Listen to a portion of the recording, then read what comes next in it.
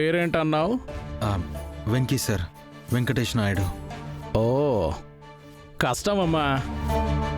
నువ్వు ఎంత బాధ చెప్పుకున్నా, నీ తాత లాంటి రికమెండేషన్లు ఎన్ని తెచ్చినా నేను మీ కేసుని టేకప్ చేయలేను. ఆ మాటకొస్తే నేనే కాదు, నువ్వు ఎంతమంది లాయర్ల దగ్గరికి తిరిగినా ఇదే మాట వినిపిస్తుంది. ఇదే సీను రిపీట్ అవుతుంది. కాబట్టి నాతో సలహా. ఏంటి సార్ అది? ఆ పేరేంటన్నావు? వెంకీ, వెంకటేష్ నాయుడు. అబ్బా, నీ పేరు కాదయ్యా, మీ చెల్లెలి పేరు.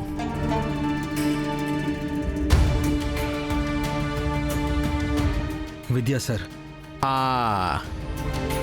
ఆ విద్యను తీసుకెళ్ళి కడుపు కాకరకాయని కోర్టుకెళ్ళి టైం వేస్ట్ చేసుకోకుండా డైరెక్ట్గా హాస్పిటల్కి తీసుకెళ్ళి అక్కడ డాక్టర్కి ఎంత కొంత మాట్లాడేసి ఎవరికి తెలియకుండా ఆ కడుపు తీయించేసేయి. తర్వాత ఎవరినో ఒకరిని చూసి పెళ్లి చేసేయి. సింపుల్. నీ చెల్లికి కడుపు నొప్పులు ఉండవు, నీకు తలనొప్పి ఉండదు.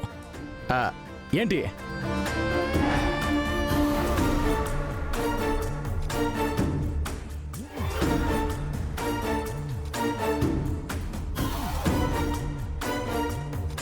సార్.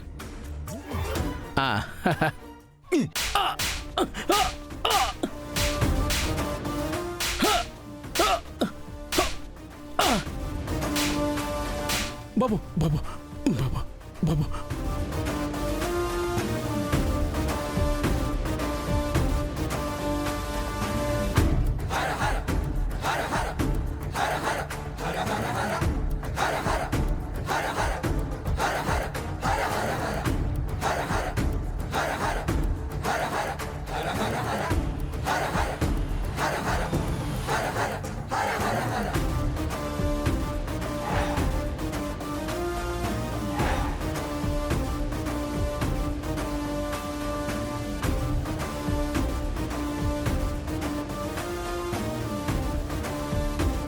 ఏందబ్బీ, మొహంలో కాంతి తగ్గినాది, నడకలో కళ తప్పినాది, ఏమై ఉండాది?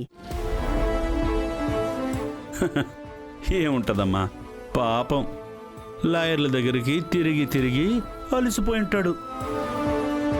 అయ్యో అవునా పాపం? మరి ఎవరైనా కేసు ఒప్పుకున్నారా పాపం?